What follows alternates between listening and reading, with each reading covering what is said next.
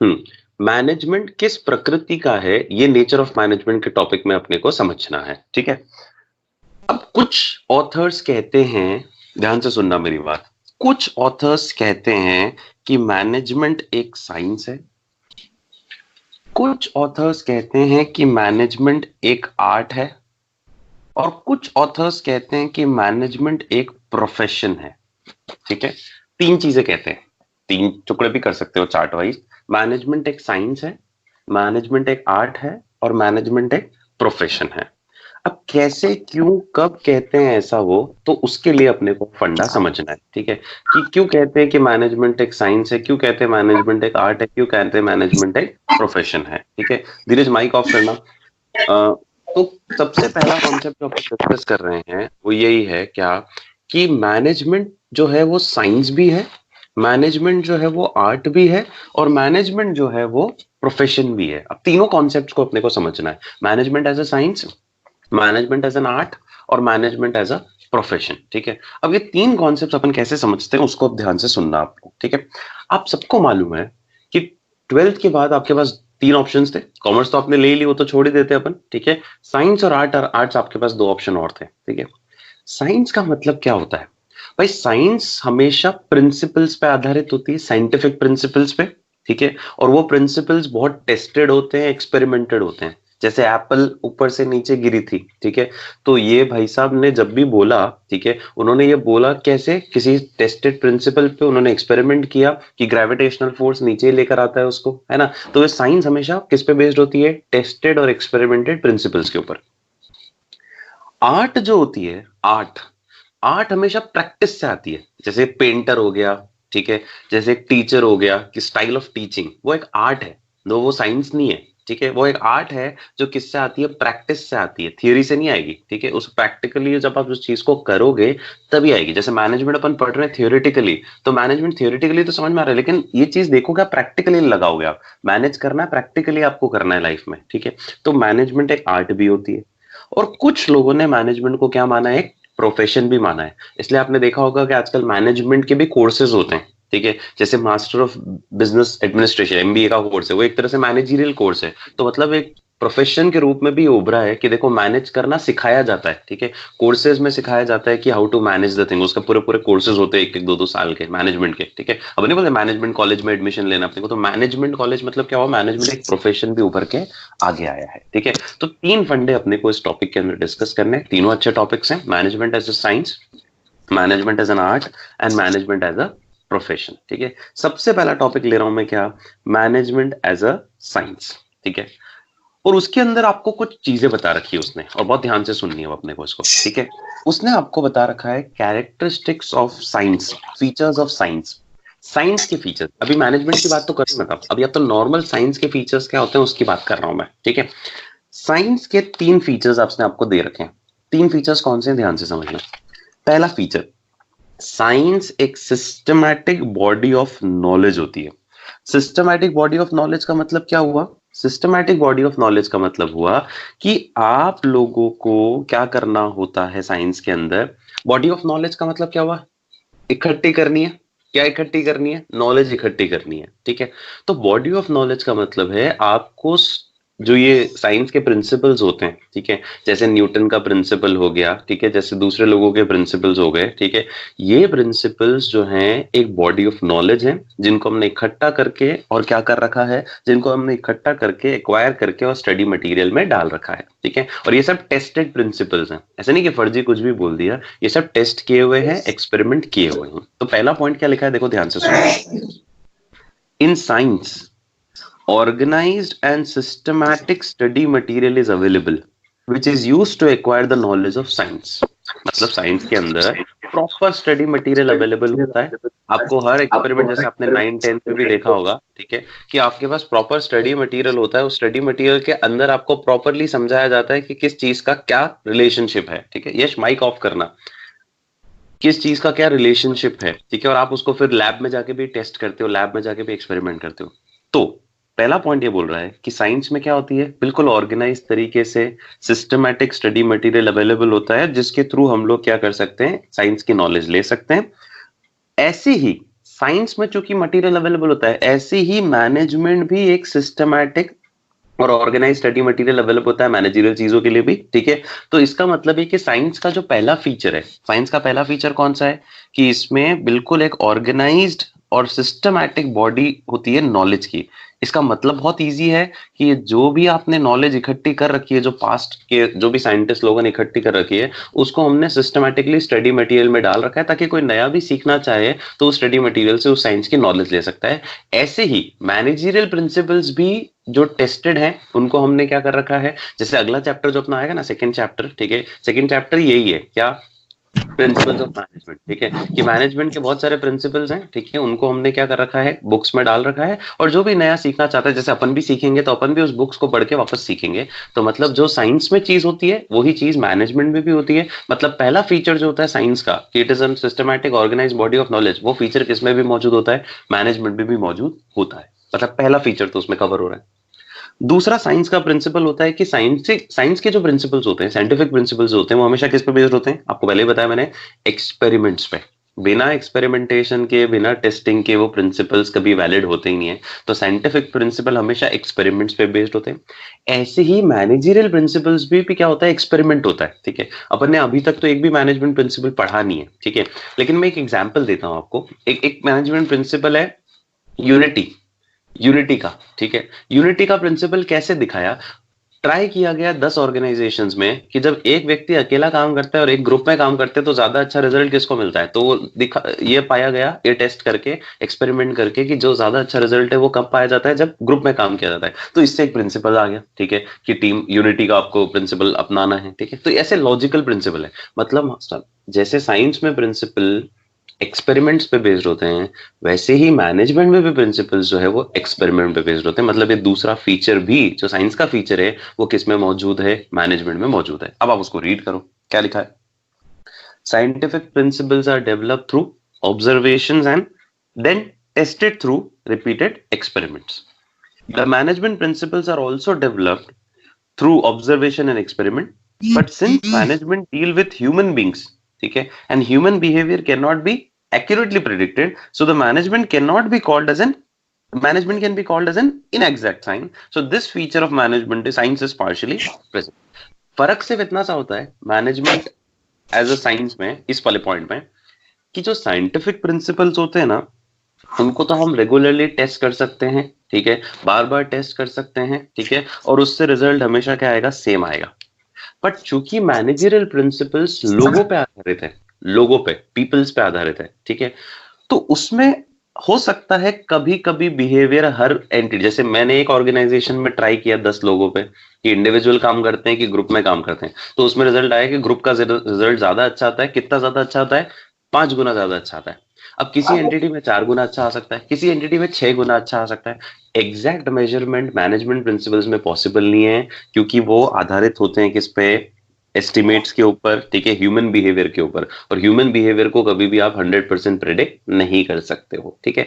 इसलिए ये feature partially present है, और इसीलिए हम क्या बोलते हैं, मैनेजमेंट एक एग्जैक्ट साइंस नहीं है इस पॉइंट के हिसाब से। इस पॉइंट के हिसाब से मैनेजमेंट एक इनएग्जैक्ट साइंस है, ठीक है। इनएग्जैक्ट मतलब 100% नहीं है, लेकिन पार्शियली जरूर है, ठीक है। दूसरा पॉइंट, और तीसरा और आखिरी पॉइंट, साइंटिफिक प्रिंसिपल्स की वैलिडिटी यूनिवर्सल होती है। यूनिवर्सल का मतलब है एप्पल उदयपुर में भी ऊपर से नीचे ही गिरेगी पेड़ से, अमेरिका में भी ऊपर से नीचे ही गिरेगी पेड़ से, ठीक है, सब जगह ऊपर से नीचे ही गिरेगी। मतलब ऐसा नहीं है कि अलग अलग जगह के लिए अलग अलग होगा, ठीक है, यूनिवर्सल वैलिडिटी है। अब क्या मैनेजरियल प्रिंसिपल्स भी सारी एंटिटी के लिए कॉमन लगेंगे, सोचो, क्या मैनेजरियल प्रिंसिपल्स भी सब एंटिटी में एक जैसे लगाने, नहीं, ये वाला प्रिंसिपल तो मैनेजमेंट में मौजूद नहीं है। साइंस का प्रिंसिपल है लेकिन मैनेजमेंट में मौजूद नहीं, क्योंकि हर एंटिटी के लोग अलग होते हैं। वहां पर प्रिंसिपल्स को कैसे लगाना पड़ता है, आपको मॉडिफाई करके लगाना पड़ता है। डायनामिक होती है ना ऑर्गेनाइजेशन, ठीक है, तो आपको मॉडिफाई करना पड़ता है। तो ये वाला प्रिंसिपल हम मैनेजमेंट में नहीं मान सकते, जो साइंस का प्रिंसिपल तो है लेकिन मैनेजमेंट का प्रिंसिपल नहीं है। तो तीसरा पॉइंट क्या बोलता है, साइंटिफिक प्रिंसिपल्स की यूनिवर्सल एप्लीकेशन होती है, यूनिवर्सल वैलिडिटी होती है। मैनेजमेंट प्रिंसिपल्स जो है वो क्या नहीं होते हैं, साइंटिफिक प्रिंसिपल जैसे नहीं होते हैं, उनकी एप्लीकेशन यूनिवर्सल नहीं होती, उनको मॉडिफाई करना पड़ता है सिचुएशन के हिसाब से। तो ये फीचर साइंस का प्रेजेंट नहीं है मैनेजमेंट में। इसका मतलब अपन ने अगर अब तीनों पॉइंट डिस्कस करें साइंस मैन, साइंस के क्या तीन क्या पॉइंट है वापस मन में बोलना। पहला पॉइंट क्या था कि एक साइंस जो होती है वो सिस्टमैटिक बॉडी ऑफ नॉलेज होती है। उसमें मैनेजमेंट भी अपन ने देखा, हाँ मैनेजमेंट भी एक सिस्टमैटिक बॉडी ऑफ नॉलेज होता है। दूसरा अपन ने देखा साइंस जो होती है वो क्या होती है, बेस्ड ऑन एक्सपेरिमेंट्स होती है। मैनेजमेंट भी बेस्ड ऑन एक्सपेरिमेंट है, पर साइंटिफिक प्रिंसिपल जो है वो बहुत ज्यादा एक्सपेरिमेंट्स और उनके रिजल्ट हमेशा सेम आएंगे।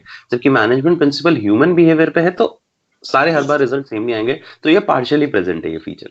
और तीसरा फीचर देखा कि साइंस के प्रिंसिपल्स की, साइंटिफिक प्रिंसिपल्स की यूनिवर्सल वैलिडिटी होती है, वो सब जगह मौजूद रहते हैं, एप्लीकेबल सब जगह रहते हैं। मैनेजमेंट प्रिंसिपल पे ऐसा नहीं होता है, ठीक है। तो फाइनली कंक्लूजन क्या दिख रहा है, management can not be considered as a pure or exact science. उसको प्योर साइंस, एग्जैक्ट साइंस नहीं बोल सकते, उसको हम इनएग्जैक्ट साइंस या सोशल साइंस बोल सकते हैं कि सोसाइटी को ध्यान में रखते हुए आप साइंटिफिक प्रिंसिपल उनके अकॉर्डिंगली लगाओगे, वो चल जाएगा, ठीक है। अगला अगला point is management as an art, ठीक है। अब आपको डिस्कस करना है, अपने को डिस्कस करना है management as an art. Art क्या होती है उसके पहले तीन बातें करेंगे, ठीक है, और फिर उसके अंदर अपन डिस्कस करेंगे आगे। अगर मैं मैनेजमेंट एज एन आर्ट की बात करूं, ठीक है, तो इसमें तीन पॉइंट इसमें भी दे रखे हैं आर्ट के, ठीक है, जो अपने को एक एक करके डिस्कस करना है। First, systematic body of knowledge या existence of theoretical knowledge. Systematic body of knowledge का मतलब ही मैंने आपको क्या बताया था कि आपके पास क्या होगी, स्टडी मटेरियल अवेलेबल होगी। तो आर्ट की भी स्टडी मटेरियल होती है। आपने देखा होगा कि अब बहुत सारी किताबें अवेलेबल है जो आपको सिखाती है क्या कि किस तरीके से आपको काम करना है, ठीक है। जैसे फॉर एग्जांपल पेंटर्स के लिए किताबें आती है कि हाउ टू पेंट, ठीक है। राइटर्स के लिए किताबें आती है कि इनिशियल जो लिख रहे हैं, ठीक है, उनको किस तरह से लिखना चाहिए, उनके लिए हेल्पिंग आता है। जो एंकर्स हैं उनके लिए आती है एक बुकलेट की how to anchor, best anchoring कैसे कर सकते हो। अब जो डांसर्स है, कोरियोग्राफर है, उनके लिए आती है। मतलब ये फीचर आर्ट में भी मौजूद है, कौन सा, सिस्टमैटिक बॉडी ऑफ नॉलेज, ठीक है, फाइन। तो क्या लिखा है, और ये तो प्रोफेशन में भी होगा ना, सब मतलब सब जगह होगा। साइंस में भी किताबें अवेलेबल है, आर्ट की भी किताबें अवेलेबल है, और प्रोफेशन की भी किताबें अवेलेबल है। वो तो अपन पढ़ ही रहे हैं, मैनेजमेंट किताब पढ़ रहे हैं, ठीक है। सो पहला पॉइंट है, क्या लिखा है, सिस्टमैटिक बॉडी ऑफ नॉलेज या थियोरेटिकल नॉलेज अवेलेबल होती है, उसको फिर आपको प्रैक्टिस से सीखना पड़ेगा, पर बुक्स में एक बार तो मिलेगा आपको। तो first point is, in every art there is a systematic and organized study material available to acquire the theoretical knowledge of the art। भाई आप थ्योरी पढ़ोगे तभी तो उसकी प्रैक्टिस करोगे, ठीक है। तो थियोरेटिकल नॉलेज इकट्ठी करने के लिए तो आर्ट में भी किताबें अवेलेबल है, ठीक है। For example various books on different राग, राग नहीं होती है, राग भैरव, राग ये म्यूजिक में, ठीक है। तो सारी रागों के बारे में, अब आपको कौन सी राग सीखनी है वो आप राग सीखो उस किताबों से, ठीक है। सो ये फीचर तो मैनेजमेंट में भी मौजूद होता है। अपन ने फर्स्ट पॉइंट में भी देखा कि मैनेजमेंट में भी systematic organise body of knowledge है, ठीक है, जिससे आप थियोरेटिकल नॉलेज ले सकते हो, और ये फीचर तो मैनेजमेंट में भी मौजूद है। तो पहला पॉइंट तो सेम हो गया दोनों में, साइंस और आर्ट में, कि वो भी सिस्टमैटिक बॉडी ऑफ नॉलेज, मतलब वहां पे भी किताबें अवेलेबल है, स्टडी मटेरियल अवेलेबल है, उसको पढ़ के आप नॉलेज ले सकते हो। आर्ट में भी स्टडी मटेरियल अवेलेबल होता है, उसको पढ़ के आप नॉलेज ले सकते हो। सेम मैनेजमेंट में भी ये फीचर मौजूद होता है। सेकंड जो आर्ट के लिए अच्छा पॉइंट है वो ये है, पर्सनलाइज्ड एप्लीकेशन। भाई मैंने सारी राग सीख तो ली, पर उस राग को मैं अपने हिसाब से क्या करूंगा, गाऊंगा। आपने देखा इतने सारे म्यूजिक शोज आते हैं, गाना वही गा रहा है वो, लेकिन उसका स्टाइल गाने का हर का अलग हो सकता है, ठीक है, उसका टोन अलग हो सकता है, उसका पिच अलग हो सकता है, ठीक है। ऐसे टीचर में सबके टीचिंग स्टाइल्स अलग हो सकते हैं, ठीक है। कोई कैसे पढ़ा सकता है, कोई कैसे पढ़ा सकता है, कोई कैसे पढ़ा सकता है, ठीक है।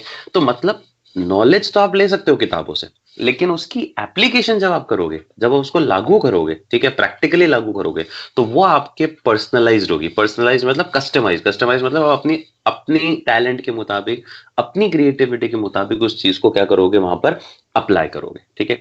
अच्छा, मैनेजमेंट में भी ऐसा ही होता है ना, मम्मा का तरीका, आपकी मम्मी का तरीका, मेरी मम्मी का तरीका अलग होगा क्या करने का, उस चीज को मैनेज करने का। तो यहां पर भी पर्सनलाइज्ड एप्लीकेशन वाला फीचर मौजूद होता है। तो सेकंड फीचर जो है आर्ट का, कि आर्ट में सीख तो आपने लिया, एक बार सबने थ्योरी पढ़ ली, ठीक है, किताब पढ़ ली, लेकिन उसको लगाने का तरीका सबका क्या होगा, पर्सनलाइज्ड, अपना अपना होगा, ठीक है।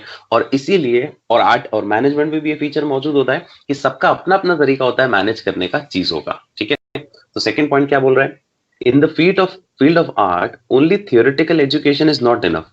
हर आर्टिस्ट को क्या लगानी है, अपनी पर्सनल स्किल्स, पर्सनल क्रिएटिविटी लगानी है उस नॉलेज को अप्लाई करने के लिए। मैनेजमेंट में भी यही चीज है, ठीक है।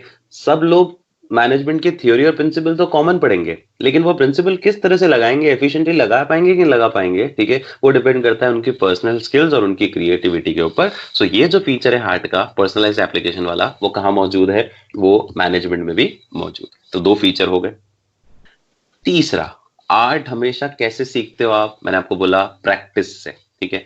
आर्ट का फीचर क्या होता है, आप स्टाइल आपकी कैसे डेवलप कर सकते हो, एकदम से डेवलप नहीं होगी, धीरे धीरे धीरे धीरे प्रैक्टिस से डेवलप होगी। तो art is based on practice and creativity. अच्छा, आप मन में सोचना, क्या ये फीचर मैनेजमेंट में भी होगा कि वो भी प्रैक्टिस से और क्रिएटिविटी से धीरे धीरे आप और अच्छे से मैनेज करोगे?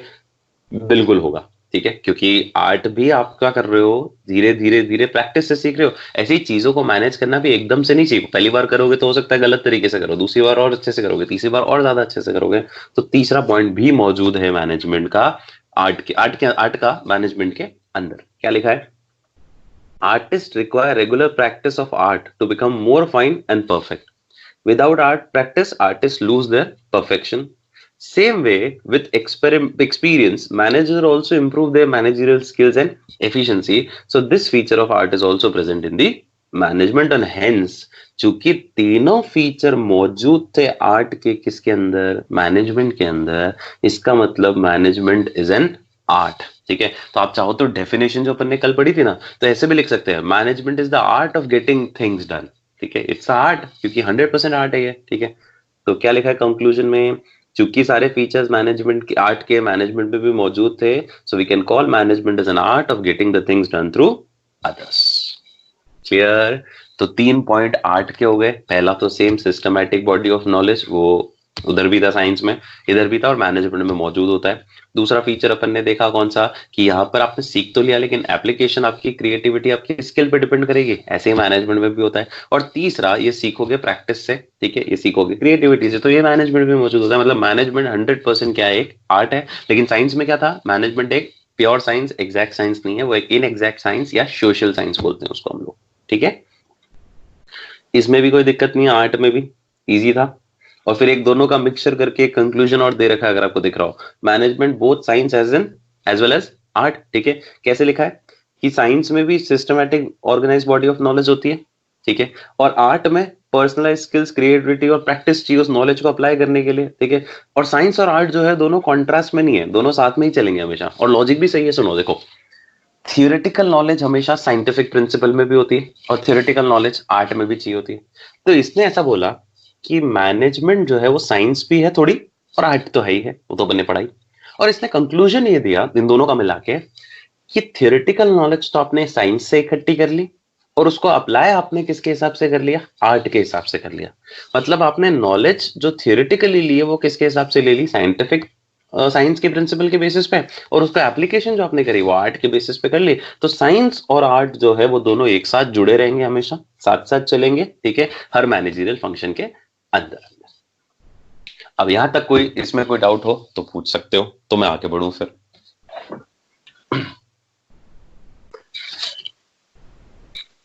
ठीक है, कोई डाउट नहीं, चलो आगे बढ़ते हैं। तीसरा, मैनेजमेंट एज अ प्रोफेशन, ठीक है। मैनेजमेंट अब क्या पढ़ रहे हैं अपन, तीसरा एज अ प्रोफेशन। अब प्रोफेशन मतलब क्या होता है, जैसे एक चार्टर्ड अकाउंटेंसी एक प्रोफेशन है, ठीक है, कंपनी सेक्रेटरी एक प्रोफेशन है, एमबीए एक प्रोफेशन है, ठीक है, ये सारे प्रोफेशन हो गए। अब प्रोफेशन में भी मुझे एक चीज बताना, ठीक है। अच्छा, मैं प्रोफेशन के बारे में पहले सिंपल बात करता हूँ।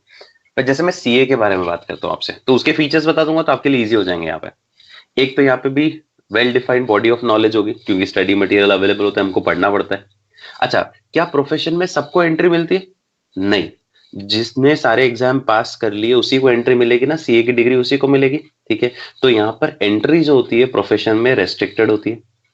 तीसरा फीचर, अब जैसे मैं सीए बन गया तो मुझे कौन सी इंस्टीट्यूट गाइड कर रही है, institute of chartered accountants of India guide कर रहा है, ठीक है। तो थर्ड पॉइंट इज, इसके लिए एसोसिएशंस मौजूद होती हैं, प्रोफेशनल एसोसिएशंस, ठीक है। फिर जब मैं सीए बन गया तो मुझे आईसीआई जो है, institute of chartered accounts of India जो है, वो मुझे बताएंगे कि तुम्हें इस तरह से बिहेव करना है, मतलब तुम ये चीजें अब नहीं कर सकते, चूंकि तुम आईसीआई के मेंबर बन चुके हो, तो तुम्हें एथिक्स फॉलो करने, एथिक्स मतलब नैतिक मूल्य कुछ फॉलो करने पड़ेंगे। तो हर प्रोफेशन के क्या होते हैं, कुछ एथिकल कोड्स होते हैं, कोड्स मतलब रूल्स होते हैं, ठीक है। और हर प्रोफेशन का उद्देश्य क्या है, सर्विस प्रोवाइड करना। डॉक्टर का उद्देश्य है मरीजों को अच्छे से सर्विस देना, सीए का उद्देश्य अपने क्लाइंट्स को अच्छे से सर्विस देना, ठीक है। ऐसे ही किसी मैनेजरियल प्रोफेशन वाले का उद्देश्य होता है अपने सर्विस प्रोवाइड करना, अच्छे से मैनेज करना, ठीक है, अपने क्लाइंट्स को। तो सर्विस मोटिव से आते हैं। तो मुझे सिंपल एक चीज बोलो, अभी तो मैं मैनेजमेंट के बारे में बात ही नहीं करी, मैंने तो आपको एक नॉर्मल फंडा बताया कि किसी भी प्रोफेशन के अंदर क्या मेन फीचर्स होते हैं। एक same point, systematic body of knowledge है, वही थियोरेटिकल नॉलेज होती है। उसके बाद एंट्री जो होती है उस प्रोफेशन में, वो सबके लिए अलाउड नहीं होती है, रेस्ट्रिक्टेड होती है। फिर जो उसमें घुस गया, ठीक है, उसको उसके लिए एक प्रोफेशनल एसोसिएशन होती है जिसके अंडर उसको काम करना है, उनके उनके रूल्स को फॉलो करना है, उनके एथिक्स जो उन्होंने बताए, एथिकल कोड, उनको फॉलो करना है। और मोटिव हर प्रोफेशन का क्या होता है, सर्विस प्रोवाइड करना होता है। अब एक एक करके एक एक प्रिंसिपल पे आते हैं। पहला कौन सा था, वही सिस्टमैटिक बॉडी ऑफ नॉलेज। अच्छा, ये प्रिंसिपल तो किस में भी मौजूद है, मैनेजमेंट में भी मौजूद है। तो पहला वाला पॉइंट तो वही सेम है, क्या लिखा है, हर प्रोफेशन में there is a practice of systematic body of knowledge, जिससे प्रोफेशनल्स क्या कर सकते हैं, स्पेशलाइज्ड नॉलेज ले सकते हैं। अब जैसे आप सीए कोर्स करोगे तो सीए की सारी किताबें आपको मिलेंगी, ठीक है। सो मैनेजमेंट में भी क्या होती है, यही availability of knowledge, systematic body of knowledge होती है, उसमें भी बहुत सारी किताबें अवेलेबल है मैनेजमेंट के ऊपर भी, ठीक है। तो पहला पॉइंट तो सेम हो गया। दूसरा, रेस्ट्रिक्टेड एंट्री। यहाँ एग्जाम्पल उसका दे रखा है एमबीबीएस वालों का, एमबीबीएस बोले तो डॉक्टर्स का। तो जिन्होंने एमबीबीएस नहीं कर रखा है वो क्या नहीं बन सकते, डॉक्टर नहीं बन सकते, ठीक है। तो एंट्री रेस्ट्रिक्टेड है। ऐसे ही क्या मैनेजमेंट में भी ऐसा ही है, नहीं, मैनेजमेंट में ऐसा नहीं है, ठीक है। क्योंकि मैनेजमेंट के लिए एज सच कोई क्या टेक्निकल नहीं है, ठीक है, कि कोई लीगल कोई इश्यू नहीं है, ठीक है। हाँ, हम बोल सकते हैं कि कंपनियां ज्यादातर उन्हीं लोगों को अपने यहाँ पर रखती है जिनके पास एमबीए की डिग्री होती है।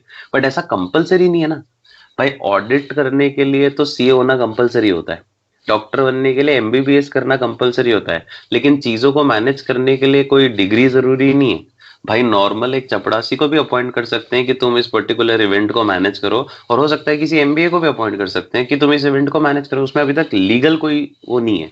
तो ये वाला फीचर मैनेजमेंट में इतना मौजूद नहीं। तो सेकंड पॉइंट पढ़ रहा हूँ, क्या लिखा है, हर प्रोफेशन में एंट्री रेस्ट्रिक्टेड होती है, किसी एग्जामिनेशन के थ्रू, किसी डिग्री के थ्रू। फॉर एग्जाम्पल, एक पर्सन अगर डॉक्टर की प्रैक्टिस करना चाहता है तो वो तभी कर सकता है जब उसके पास एमबीबीएस की डिग्री हो। लेकिन कोई रिस्ट्रिक्शन नहीं है, लीगल रिस्ट्रिक्शन किस पे, अपॉइंटमेंट ऑफ मैनेजर्स पे। मैनेजर किसी भी क्वालिफिकेशन का अपॉइंट हो सकता है, ठीक है। बट बहुत सारी कंपनियां आजकल प्रेफर करती है उन्हीं मैनेजर्स को जो एमबीए की डिग्री वाले होते हैं। तो ये फीचर प्रोफेशन का मैनेजमेंट में मौजूद नहीं है आज की तारीख पे। हो सकता है कुछ ही समय बाद इसकी लीगल स्टैट्यूटरी बैकिंग, मतलब कोई लीगल रेस्ट्रिक्शन आ जाए किसी समय, तो बात अलग है। आज की तारीख पे तो ये फीचर जो प्रोफेशन का है, ये किसमें मौजूद नहीं है, ये मैनेजमेंट में मौजूद नहीं है। क्लियर। थर्ड, थर्ड मैंने आपको बोला था क्या, कि अगर आपको प्रोफेशन में जाना है तो उसके फिर एसोसिएशंस बनी हुई होती है। जैसे सीए के लिए मैंने आपको बता दिया आईसीआई है, ऐसी डॉक्टर्स के लिए मेडिकल काउंसिल ऑफ इंडिया होती है, ठीक है। ऐसी लॉयर्स के लिए बार काउंसिल ऑफ इंडिया होता है, ठीक है। तो रेस्पेक्टिव प्रोफेशन में रेस्पेक्टिव लोग हैं, ठीक है। तो क्या लिखा है, सारे प्रोफेशन में स्पेशल एसोसिएशंस एस्टैब्लिश होती हैं, और हर प्रोफेशनल को अपने आप को रजिस्टर कराना पड़ता है उस एसोसिएशन के साथ बिफोर प्रैक्टिसिंग दैट प्रोफेशन। जैसे मुझे अगर सीए का काम करना है तो मुझे इंस्टीट्यूट ऑफ चार्टर्ड अकाउंटेंट्स के अंदर रजिस्टर कराना पड़ेगा, ठीक है। फॉर एग्जाम्पल लिखा भी है, डॉक्टर्स को अपने आप को रजिस्टर कराना है कहाँ पे, मेडिकल काउंसिल ऑफ इंडिया में। अब क्या मैनेजमेंट में भी ये फीचर मौजूद होगा, ठीक है। अभी वापस वही बोल रहा हूँ, अभी कोई लीगल रेस्ट्रिक्शन नहीं है, एसोसिएशंस बनी हुई हैं, पर वो कोई लीगल वाली एसोसिएशन नहीं है कि कंपलसरी है कि आपको वहां रजिस्टर करना ही पड़ेगा आपको अगर मैनेजर बनना है तो, ठीक है। अभी मैनेजर के लिए मैंने आपको ऊपर भी बोला कोई क्वालिफिकेशन नहीं है, जब क्वालिफिकेशन नहीं है तो कोई एसोसिएशन में भी रजिस्टर नहीं होगे तो भी चल जाएगा, ठीक है। पर फिर भी कुछ एसोसिएशन बनी हुई है, वॉलंटरी आप कराना चाहो अपना रजिस्ट्रेशन तो करा सकते हो। क्या लिखा है, in case of management various management associations are set up, कहाँ पे, नेशनल लेवल पे भी और इंटरनेशनल लेवल पे भी, ठीक है। which have some membership rules and set of ethical codes. For example, AIMA, All India Management Association in New Delhi है, ऐसी National Institute of Personal Management Kolkata में है. But again, there is legally it is not compulsory for manager कि इनमें registration कराओ. तो जब legally compulsory नहीं है तो कोई नहीं भी कराएगा तो कोई दिक्कत नहीं है. सो ये वाला फीचर जो है प्रोफेशन का, ये अभी की तारीख पे मैनेजमेंट में मौजूद नहीं है. ठीक है, हो सकता है थोड़े टाइम में इसको लीगल रेस्ट्रिक्शन मिल जाए, स्टैट्यूटरी ये चीज आ जाए तो बात अलग है. आज की तारीख पे ये पॉइंट भी अवेलेबल नहीं. अगला point, existence of ethical code. भाई जब एंट्री रिस्ट्रिक्टेड नहीं है मैनेजमेंट के लिए, कोई डिग्री जरूरी नहीं है, जब एसोसिएशन नहीं है, तो फिर एथिक्स भी क्यों फॉलो करूं? जब मैं किसी के अंडर आ ही नहीं रहा हूं कंपलसरी, तो फिर एथिक्स भी, एथिक्स मतलब मुझे नैतिक वैल्यूज जो मुझे बोले उन्होंने वो भी फॉलो करने की जरूरत नहीं है. ठीक है, तो अगला पॉइंट, हर प्रोफेशन में क्या होते हैं? Set of ethical codes. Ethical code मतलब वही नॉर्म्स, रूल्स, रेगुलेशंस की भाई आपको इनमें इनके तहत ही काम करना है. जैसे डॉक्टर्स को बोलते हैं ना, डॉक्टर के लिए क्या एथिकल कोड है कि मरीज आपके लिए भगवान है, सबसे पहले उसको कंसिडर करना है, बाकी फैमिली को कंसिडर करना है बाद में. तो ये एथिक्स है. कभी भी मरीज के साथ वो नहीं करना है, गलत व्यवहार नहीं करना है, ये सब एथिकल उन्होंने बता रखे हैं. सो हर प्रोफेशन में कुछ एथिकल कोड्स फिक्स्ड होते हैं उस प्रोफेशनल ऑर्गेनाइजेशन द्वारा, और वो कोड्स जो है वो बाइंडिंग होते हैं किसके ऊपर? सारे प्रोफेशनल्स के ऊपर, उस प्रोफेशन के सारे प्रोफेशनल के ऊपर. अगर आप उसको फॉलो नहीं करते तो आपके ऊपर एक्शन होता है. फिर ऐसे ही मैनेजमेंट में भी एम्फेसिस बढ़ रहा है एथिकली बिहेव करने का मैनेजर्स के लिए. जैसे मैंने आपको बोला था, ऑल इंडिया मैनेजमेंट एसोसिएशन जो है उन्होंने एक कोड ऑफ कंडक्ट बनाया है मैनेजर्स के लिए कि आपको ये कोड फॉलो करना है. बट अगेन वही इशू है, क्या लीगली अभी कोई कंपल्शन नहीं है रजिस्टर कराने का. तो जब लीगली कंपल्शन नहीं है तो लीगली फिर आपको फॉलो भी नहीं करना है, अबाइड भी नहीं करना है एथिकल कोड से. ठीक है, सो ये फीचर भी आज की तारीख पे मौजूद नहीं है. हो सकता है कुछ टाइम बाद इस फीचर की मौजूदगी आ जाए. क्लियर? ठीक है. And the last point is service motive. किसी भी प्रोफेशन का मोटिव मैंने आपको बोला क्या होता है? क्लाइंट्स को बिल्कुल शिद्दत से, डेडिकेशन के साथ क्या प्रोवाइड करना? सर्विस प्रोवाइड करना. ठीक है, जबकि मैनेजमेंट का उद्देश्य क्या होता है? डेफिनेशन में पढ़ा था, गोल को अचीव करना इफेक्टिवली एंड एफिशिएंटली. और गोल क्या होता है? प्रॉफिट मैक्सिमाइजेशन या वेल्थ मैक्सिमाइजेशन, यही गोल होता है मैनेजर का. तो ये फीचर भी मौजूद नहीं है, ये फीचर भी अलग हो गया. ठीक है, क्योंकि प्रोफेशन का ऑब्जेक्टिव क्या होता है? सर्विस प्रोवाइड करना क्लाइंट को डेडिकेशन के साथ. जबकि मैनेजमेंट का ऑब्जेक्टिव क्या है? मैनेजमेंट गोल अचीव करना, और मैनेजमेंट गोल मतलब वही प्रॉफिट मैक्सिमाइज करना, ग्रोथ करनी है, सर्वाइव करना है. ठीक है, फिर एक आगे और लिखा हुआ है, बट नाउ डेज सिर्फ प्रॉफिट मैक्सिमाइजेशन अकेला ऑब्जेक्टिव नहीं होता है. वेल्थ मैक्सिमाइजेशन आ गया अपना फंडा. मार्केट में सर्वाइव करना है तो बिजनेसमैन को सोशल ऑब्जेक्टिव पे भी ध्यान देना है. ठीक है, इकोनॉमिक ऑब्जेक्टिव पे भी ध्यान देखना है. बट आज की तारीख पे ये फीचर अभी मौजूद नहीं है. हो सकता है कुछ टाइम बाद वापस इंक्लूड हो जाए. तो इन शॉर्ट कंक्लूजन क्या है? सारे फीचर्स जो अपन ने देखे, एक्सेप्ट वो फर्स्ट वाला तो इग्नोर ही कर दो, सारे फीचर्स जो अपन ने देखे आज की तारीख पे प्रोफेशन के, वो मैनेजमेंट में इंक्लूड नहीं हो रहे.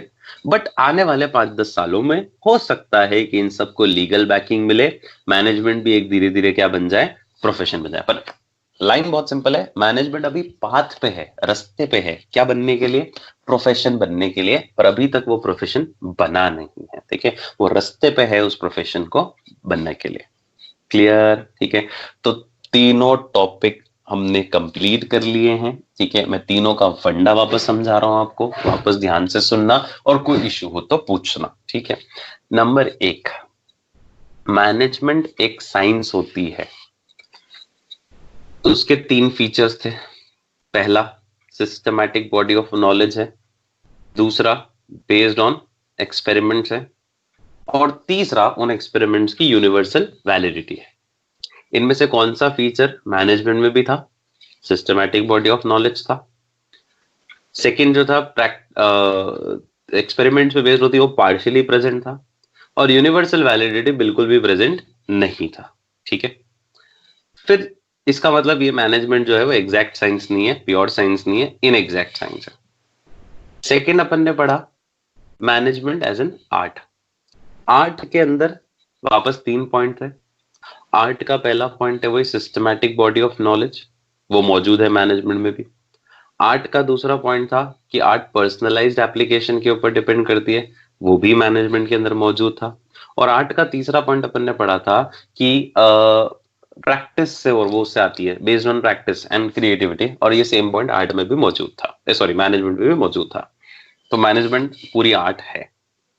थर्ड अपन ने पढ़ा प्रोफेशन, उसमें सिस्टमैटिक बॉडी ऑफ नॉलेज वो है ही है। बाकी चारों जो पढ़े वो नहीं होते हैं, कंपलसरी नहीं है। मतलब एक आपका एंट्री रिस्ट्रिक्टेड है, प्रोफेशनल एसोसिएशन में आपको रजिस्टर कराना पड़ेगा, ठीक है। फिर आपको एथिकल या कोड ऑफ कंडक्ट फॉलो करने पड़ेंगे, ठीक है। आपका मोटिव सर्विस होगा, ये अभी चीज मौजूद नहीं है। तो मैनेजमेंट अभी प्रोफेशन नहीं बनी है, हाँ कुछ समय में बन जाएगी। अभी पाथ पे है, उस रास्ते पे है प्रोफेशन बनने के। क्लियर है सबको? ठीक है। अब इन तीनों में कोई इश्यू हो तो फटाफट से पूछो, तीनों में कोई इश्यू हो तो, नहीं तो मैं आगे बढ़ू फिर।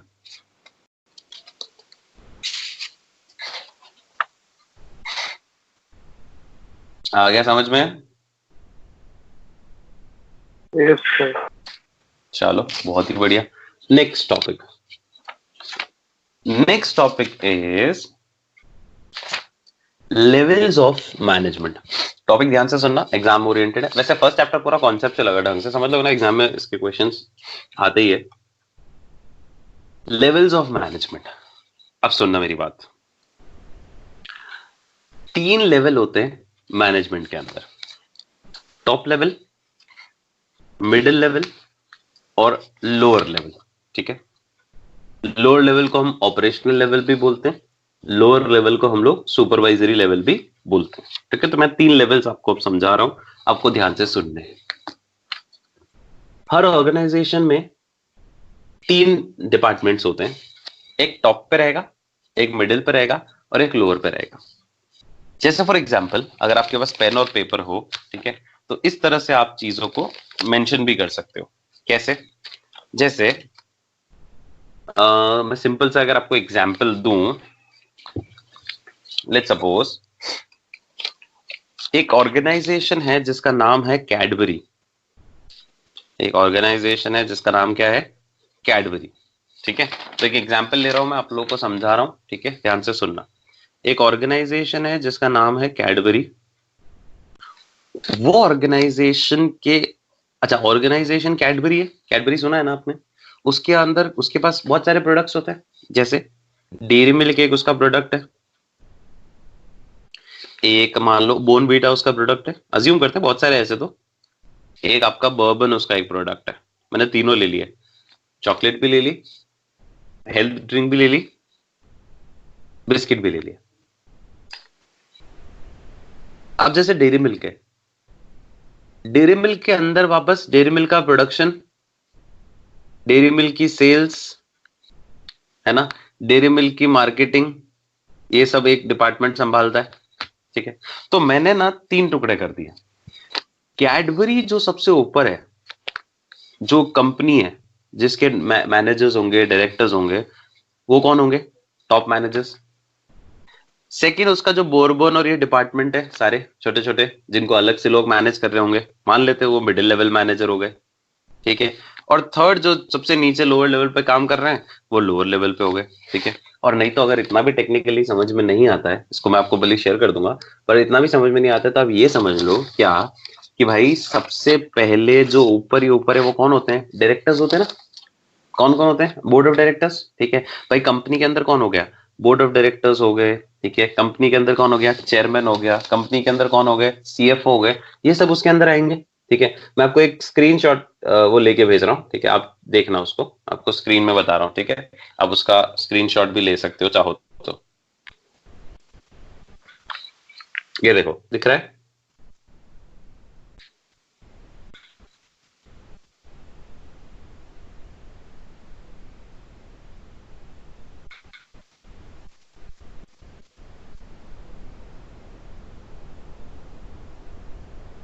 दिखा? हम्म। अब देखो इस डायग्राम में आपको साफ साफ क्या नजर आ रहा है? इस डायग्राम में आपको साफ साफ नजर आ रहा है कि एक हायरार्की बना रखी है। टॉप लेवल है, मिडिल लेवल है। टॉप लेवल पे कौन कौन है? जूम करके देख लेते हैं। टॉप लेवल पे देखो कौन कौन है। टॉप लेवल पे आपको दिख रहा है बोर्ड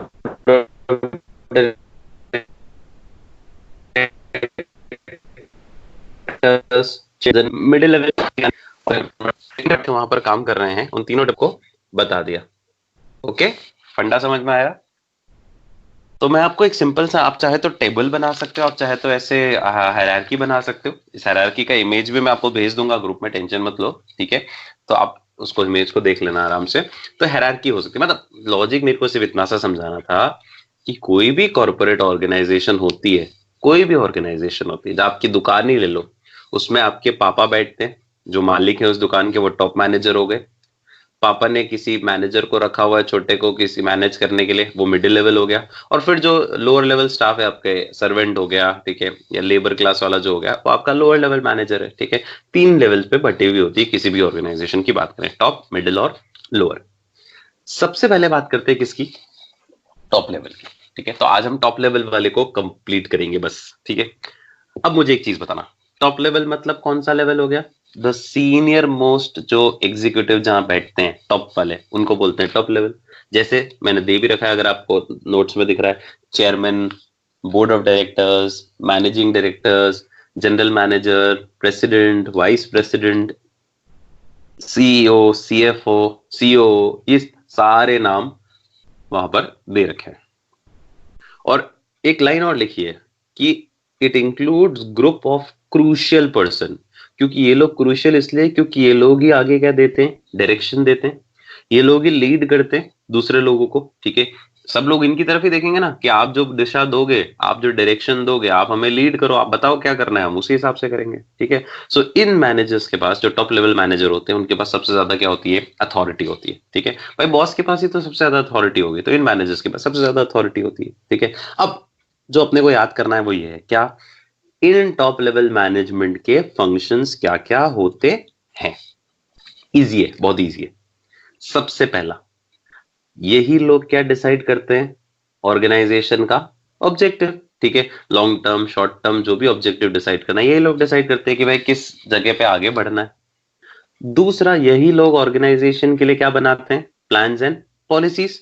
ताकि प्लान बनाएंगे, पॉलिसी बनाएंगे, तभी तो क्या अचीव होगा? ऑब्जेक्टिव। तीसरा, यही लोग क्या करते हैं? जो मिडिल लेवल पे लोग काम कर रहे होते हैं, उनको काम असाइन करते हैं कि देखो तुमको ये काम करना है, ठीक है। So they organise the activities to be performed by persons working at the middle level, that is they assign jobs to different individuals working at the middle level. Easy. चौथा, यही सारे रिसोर्सेज इकट्ठे करके अवेलेबल कराते हैं। भाई पैसा, finance ये अवेलेबल कराएंगे, एसेट ये अवेलेबल कराएंगे, इनके डिसीजन के बाद ही तो आएंगी वो चीजें। ये बोलेंगे भाई इस वाले डिपार्टमेंट को इतना दे दो, परचेज मैनेजर को इतने रिसोर्सेज दे दो। तो they assemble all the resources such as finance etcetera to carry on the day to day activities, ठीक है। Next, they are ultimately responsible for the welfare and survival of the organisation. कल को कुछ भी गड़बड़ होती है, सब उंगली किस पे उठाएंगे? टॉप मैनेजमेंट पे, ठीक है। क्योंकि उन्होंने ही प्लान बनाया था ऑर्गेनाइजेशन को स्मूथली चलाने का। उनका प्लान गलत है तो अब बाकी लोग क्या कर सकते हैं उसमें? तो इनकी ही अल्टीमेटली जिम्मेदारी है क्या करना? वेलफेयर करना, सर्वाइव करवाना ऑर्गेनाइजेशन को। अच्छा, यही वो डिपार्टमेंट है, यही वो लेवल ऑफ मैनेजमेंट है, टॉप लेवल, जो बाहरी दुनिया के साथ क्या करता है? इंटरेक्ट करता है। जैसे गवर्नमेंट ऑफिशियल से मीटिंग करनी है तो कौन करेगा? छोटा मोटा आदमी नहीं जाएगा, कौन जाएगा? टॉप लेवल मैनेजमेंट से। तो लाइजनिंग, लाइजनिंग का मतलब होता है मेल मिलाप, बातचीत करना आउटसाइड वर्ल्ड के साथ, जैसे गवर्नमेंट ऑफिशियल के साथ कॉन्टैक्ट रखना, गवर्नमेंट के साथ कॉम्पिटिटर्स को ध्यान में रखना, मीडिया से बात करना, ये सब छोटा लेवल वाले नहीं करेंगे, सब कौन करेंगे? टॉप लेवल वाले, ठीक है। मेरे हिसाब से इतने भी याद हो जाएंगे तो बहुत है आपके लिए, वापस बोल रहा हूँ, अभी जितने पढ़े बहुत सिंपल सिंपल है, मैं ऐसे भी याद हो गए फटाफट। टॉप लेवल वाले का काम क्या है? सबसे पहले क्या सेट करेगा वो? ऑब्जेक्टिव। फिर ऑब्जेक्टिव को पूरा करने के लिए क्या बनाएगा? Plans and policies. फिर सारे काम असाइन करेगा, ऑर्गेनाइज करेगा, किसको देगा? मिडिल लेवल वाले को, ठीक है। प्लस साथ साथ सारे रिसोर्सेज भी असेंबल करके असाइन करेगा मिडिल लेवल वाले को, ठीक है। अल्टीमेटली फिर कल को जिम्मेदारी किसकी होगी? इसी की होगी, ठीक है, for welfare and survival of the organisation. बाहरी दुनिया के साथ भी कौन इंटरेक्ट करेगा? यही इंटरेक्ट करेगा। तो 6 पॉइंट तो ऐसे हो गए, आगे भी देख लेते हैं। फिर अलग अलग डिपार्टमेंट्स, जैसे मैंने बोला परचेज, सेल्स, मार्केटिंग, ये सारे डिपार्टमेंट होते हैं, ये सब मिडिल लेवल पे। इन सारे डिपार्टमेंट्स को इंटीग्रेट करना, जोड़ के रखना साथ में, इन सब के बीच में कोऑर्डिनेशन बिठाने का काम टॉप मैनेजमेंट का होगा। तो क्या लिखा है? टू इंटीग्रेट, जोड़ के रखना, डाइवर्स, डाइवर्स मतलब फैले हुए एलिमेंट्स और उन सारी एक्टिविटीज को जो डिफरेंट डिफरेंट डिपार्टमेंट्स के अंदर हो रही है उनको सबको कोऑर्डिनेट करवाना ये टॉप मैनेजमेंट का काम है। फिर बाहरी दुनिया के एनवायरनमेंट को देखना, बिजनेस का जो एनवायरनमेंट होता है, सोशल, टेक्निकल एंड पॉलिटिकल जो भी एनवायरनमेंट है, उस एनवायरनमेंट को एनालाइज करना और उसका इम्पैक्ट ऑर्गेनाइजेशन की सर्वाइवल के ऊपर, कि उसका इफेक्ट हमारी फर्म के ऊपर, हमारी ऑर्गेनाइजेशन पे कितना आ रहा है, वो भी एनालाइज करने का काम टॉप मैनेजमेंट का ही है। अल्टीमेटली लास्ट पॉइंट भी ये लिखा है, they are responsible for all the activities of the business and its impact on the society. तो लास्ट लाइन भी ये लिखी है क्या, इन टॉप मैनेजर्स का काम थोड़ा कॉम्प्लेक्स होता है, तनावपूर्ण होता है, स्ट्रेसफुल होता है, ठीक है, लॉन्ग आवर्स और कमिटमेंट इनको करना पड़ता है, मतलब लंबा समय इनको डिवोट करना पड़ता है। भाई पैसे भी उसी के मिल रहे हैं इनको, सबसे ज्यादा सैलरी, सबसे ज्यादा पैकेज इन्हीं का होगा टॉप मैनेजर्स का, तो जो पैकेजेस हैं वो डिपेंड करते हैं उसी चीज के ऊपर, तो इनको भी उसी हिसाब से काम करना पड़ता है। तो है सिंपल है, फटाफट बोलना मन से, 5-7 पॉइंट भी याद हो गए तो हो गया अपना काम। टॉप मैनेजमेंट के क्या फंक्शंस होते हैं? पहला, वो ऑब्जेक्टिव सेट करते हैं, उस ऑब्जेक्टिव के हिसाब से वो प्लान्स और पॉलिसीज बनाते हैं, फिर वो ऑर्गेनाइज करते हैं एक्टिविटीज मिडिल लेवल मैनेजर्स के लिए और उनके लिए रिसोर्सेज असेंबल करते हैं, और अल्टीमेटली जिम्मेदार यही होते हैं, ठीक है, for survival and welfare of the organisation. फिर बाहर वालों दुनिया के साथ इनको बात करनी है, घर के लोगों के बीच में इंटरेक्शन, इंटीग्रेशन, कोऑर्डिनेशन इनको बिठाना है, बाहरी दुनिया को एनालाइज करके और उसका इम्पैक्ट अपनी बिजनेस पे देखना है, सोसाइटी पे क्या इम्पैक्ट आ रहा है वो देखना है, ये सारा काम इनको करना होता है। These are what, these are top level managers. Clear? समझ में आया? ठीक है, तो ये टॉप लेवल मैनेजमेंट के मैंने आपको क्या समझाए, फंक्शन समझाए, ठीक है, कि these are the functions of the top level management. Done. Thanks for watching this video, and if you like the video, अगर आपको वीडियो अच्छा लगा हो तो इस आइकन पे क्लिक कीजिए, सब्सक्राइब कीजिए, चैनल को लाइक कीजिए, एंड अगर कोई कमेंट है तो बिल्कुल आप कर सकते हैं कमेंट बॉक्स में। So thanks again for watching this video.